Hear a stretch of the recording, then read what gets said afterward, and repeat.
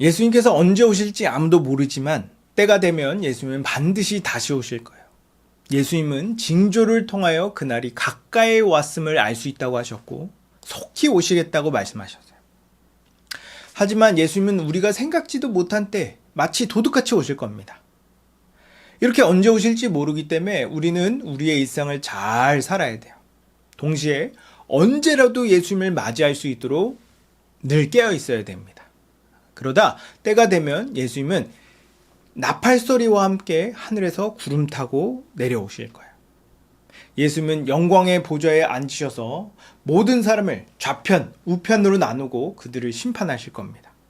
우편에 있는 사람은 창세전부터 예비된 나라를 상으로 주시고 좌편에 있는 사람은 마귀와 그 사자에게 예비된 영원한 형벌을 내리실 거예요. 이렇게 모든 사람을 각 사람의 행위대로 심판하고 이 세상의 모든 것을 새롭게 하실 겁니다.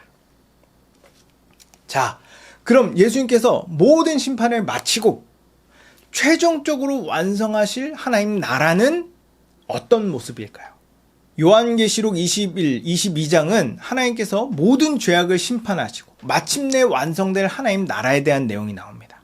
거기서 완성된 하나님 나라를 새하늘과 새 땅이라고 불러요. 내가 새하늘과 새 땅을 보니 처음 하늘과 처음 땅이 없어졌고 바다도 다시 있지 않더라. 또 내가 보매 거룩한 성 새 예루살렘이 하나님께로부터 하늘에서 내려오니 그 준비한 것이 신부가 남편을 위하여 단장한 것 같더라. 새하늘과 새 땅은 에덴 동산처럼 흠이 없고 온전하지만 에덴 동산보다 더 영화롭고 더 발전된 세상입니다. 그리고 더 이상 아담과 하와 때처럼 선악과로 우리를 시험하는 일도 없을 거예요. 왜냐하면 우리는 이미 시험을 통과한 자들이기 때문입니다. 이렇게 온전하여져서 다시 타락할 요소가 하나도 없는 세상이 바로 새하늘과 새 땅이에요. 근데 어떤 사람은 새하늘과 새 땅에 대해 오해합니다. 새하늘과 새 땅을 영적인, 즉 비물질적인 세상이라고 생각하거나 혹은 지구 밖에 있는 또 다른 장소라고 생각해요. 왜냐하면 예수님께서 우리를 데리고 하늘로 올라갈 거라고 믿기 때문입니다. 그래서 그곳에 가면 위에 엔젤링과 천사 날개를 달고 구름 위를 날아다니며 하루 종일 찬양을 부를 거라고 생각해요. 이미지가 이렇다 보니까 많은 사람들이 천국 혹은 하나님 나라, 새하늘과 새 땅이 매우 지루하고 재미없을 거라고 생각해요. 그래서 별로 기대하지 않는 것 같습니다. 근데 전통적인 입장에서 새하늘과 새 땅은 그렇게 따분한 세상이 아니에요. 지금보다 훨씬 풍성하고 다채로우며 재밌는 세상일 겁니다. 일단 우리는 이 영적인 차원으로 옮겨지거나 지구 밖으로 떠나지 않고 계속 이 지구에서 생활하게 될 거예요. 물론 지금과 똑같지는 않을 겁니다. 왜냐하면 하나님이 우리의 몸과 이 지구를 완전히 새롭게 회복할 거기 때문이에요. 이렇게 새로워진 지구가 우리가 살게 될 터전이 될 거예요. 새하늘과 새 땅에 들어가면 먼저 우리는 새 몸을 받을 겁니다. 성경은 이 몸을 영의 몸이라고 불러요.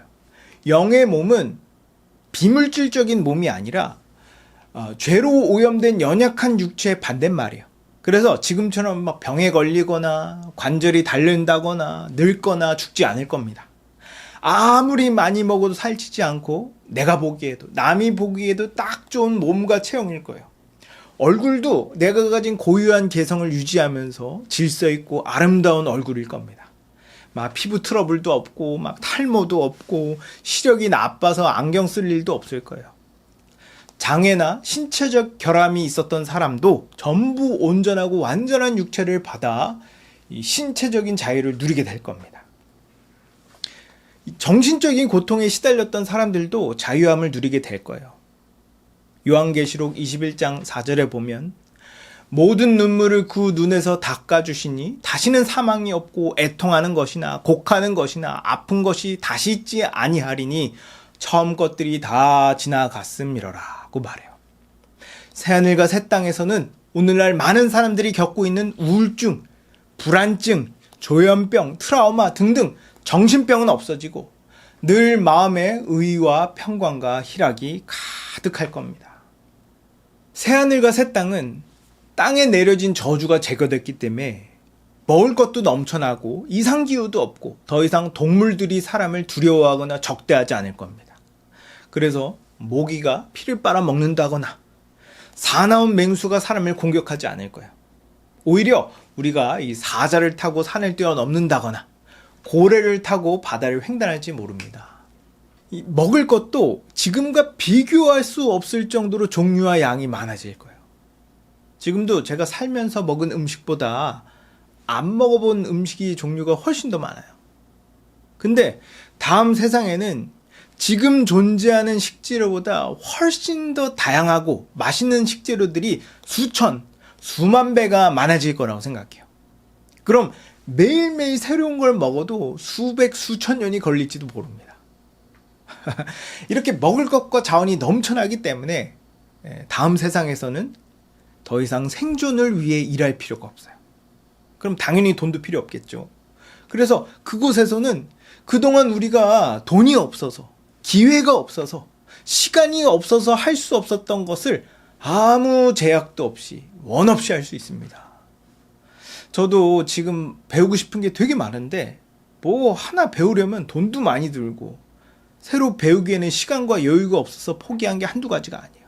근데 새하늘과 새 땅에 가면 돈도 안 들고 시간도 많으니까 여유롭게 하나하나 차근차근 배워나갈 생각이에요. 벌써부터 기대가 됩니다. 어떤 사람은 이런 제 말을 듣고 아니 직접 본 것도 아니면서 새하늘과 새 땅이 그런지 어떻게 합니까? 라고 질문해요. 맞아요. 저도 새하늘과 새 땅이 어떤 모습이고 얼마나 좋을지 잘 모릅니다. 하지만 제가 확실하게 말할 수 있는 건 무엇을 상상하든 그 이상일 거다. 생각해 보십시오. 우리 아버지 하나님은 무에서 유를 창조하시는 전지전능하신 분이세요. 그리고 우리는 하나님의 형상으로 창조되었습니다. 그래서 하나님과 비슷한 성향과 취향, 본성과 본능을 가지고 있어요. 게다가 성경은 하나님께서 새롭게 창조하실 세상이 에덴 동산보다 훨씬 좋을 거라고 말합니다. 하나님은 에덴 동산을 보시기에 심히 좋았다고 말씀하셨어요. 정말 그렇다면 새하늘과 새 땅은 얼마나 더 좋겠습니까? 새하늘과 새 땅이 지금 우리가 사는 세상과 비슷하다고 생각하면 안 돼요. 지금 우리가 사는 세상은 가시와 엉겅퀴가 나는 저주받은 세상입니다. 이 저주받은 세상도 우리가 살기에 부족하지 않을 만큼의 자원을 가지고 있어요. 그렇다면 최소한 다음 세상은 지금 이곳보다는 좋을 거라는 건 의심할 여지가 없습니다. 저는 새하늘과 새 땅이 제가 상상하는 것 이상으로 좋을 거라고 확신합니다. 성경이 그렇다는데 믿어야 되지 않겠어요? 그래야 우리가 더욱 하나님 나라의 소망을 두고 살아갈 거 아닙니까? 그래야 우리가 더 이상 썩어 없어질 것에 시간 낭비하지 않고 영원한 것에 시간과 에너지를 쓸 거 아니에요. 영원히 살면 지루하고 따분하지 않겠어? 다음 세상도 여기와 별반 다르지 않겠지. 이렇게 생각해서 좋을 게 뭐가 있습니까? 하나도 없어요. 우리는 우리의 상상력을 최대한 동원해서 할 수 있는 대로 하나님 나라를 멋지고 아름답게 상상해야 됩니다. 그러려면 우리는 이 땅에서 하나님께서 주신 좋은 것들을 맛보고 누릴 수 있어야 돼요. 맛있는 음식도 먹고 취미와 여가도 즐기고 관광 명소도 가고 사랑하는 사람들과 즐거운 시간도 보내야 돼요. 이런 즐거운 경험과 감정이 이 하나님 나라를 더욱 소망하게 하는 동기로도 사용됩니다. 이렇게 제가 새하늘과 새 땅에 대해서 여러 가지 좋은 것들을 이야기했지만 그게 우리가 새하늘과 새 땅을 추구하고 소망해야 하는 결정적인 이유는 아니에요. 우리가 그 나라를 소망할 수 있고 소망해야 되는 근본적인 이유는 그곳에 가면 하나님께서 우리와 영원히 함께 하시기 때문입니다. 지금도 하나님은 우리와 함께 하시는 거 아닙니까? 예, 맞아요. 우리가 구원받아 예수님 안에 있는 이상 하나님은 우리와 늘 함께 하십니다. 하지만 죄 때문에 우리는 종종 하나님의 임재를 믿지 못하거나 까먹거나 느끼지 못합니다. 그래서 자주 낙심하고 넘어지죠. 그러나 새하늘과 새 땅에 들어가면 하나님과 우리 사이를 방해할 방해꾼과 방해물이 완전히 사라지기 때문에 더욱 생생하게 하나님의 임재를 누릴 수 있게 돼요. 이 하나님의 임재가 우리가 맛보고 누릴 수 있는 최고의 복이자 기쁨입니다. 하나님 없는 인생은 아무리 외적으로 풍요롭고 풍족해도 내적으로는 공허하고 우울할 수밖에 없어요. 전도서에 보면 이에 대해 잘 나와 있습니다. 솔로몬은 하나님 외에 다른 걸로 삶의 의미를 찾고 만족을 느끼려고 노력했지만 결국 이런 결론을 내리게 돼요. 전도자가 이르되 헛되고 헛되며 헛되고 헛되니 모든 것이 헛되도다. 그러나 예수님은 우리에게 이렇게 말씀하십니다. 나는 생명의 떡이니 내게 오는 자는 결코 줄이지 아니할 터이요 나를 믿는 자는 영원히 목마르지 아니하리라. 참된 기쁨, 참된 만족, 참된 평안은 하나님과 올바른 관계에서만 맛보고 누릴 수 있습니다. 그래서 우리가 이 땅에서 하나님을 알아가고 하나님과 친밀해질수록 이 외적인 상황과 상관없이 하나님 나라의 복을 누릴 수 있는 거예요. 그리고 그 복을 더욱 깊게 맛볼수록 미래에 있을 하나님 나라, 새하늘과 새 땅을 더 고대하게 되는 겁니다. 새하늘과 새 땅은 하나님과 우리가 예수님 안에서 영원히 하나가 되는 완전한 세상이에요. 그게 얼마나 좋을지 저는 상상조차 안 됩니다. 저는 여러분도 이렇게 미래에 있을 새하늘과 새 땅을 간절히 소망했으면 좋겠어요. 우리의 믿음과 소망이 강하면 강할수록 우리는 이 땅에서 더욱 하나님 나라의 복을 맛보기 위해 힘쓸 겁니다. 그리고 그 복을 맛보면 우리의 믿음과 소망은 더욱 커질 거예요. 이렇게 하루하루 교회 안에서 서로 사랑하고 하나님 나라에 대한 믿음과 소망을 키워나가는 게 신앙생활이에요. 우리 주님은 곧 오실 겁니다. 그러니 하나님 나라를 더욱 소망하고 주의 재림을 준비하시기 바라요. 그리하여 우리 모두 함께 완성된 하나님 나라, 새하늘과 새 땅에 들어가 하나님과 영원히 함께하는 우리들 되기를 주님의 이름으로 축복합니다. 자, 이렇게 복음의 기초 다지기 1강에서 10강까지 복음의 대략을 알아봤어요. 이 강의가 복음의 큰 그림을 그리는 데 도움이 되었으면 좋겠습니다. 지금까지 강의한 것들은 복음의 가장 기초이고 기본이에요. 그러니까 이거 들었다고 내가 복음을 다 아는 것처럼 생각하면 안 됩니다.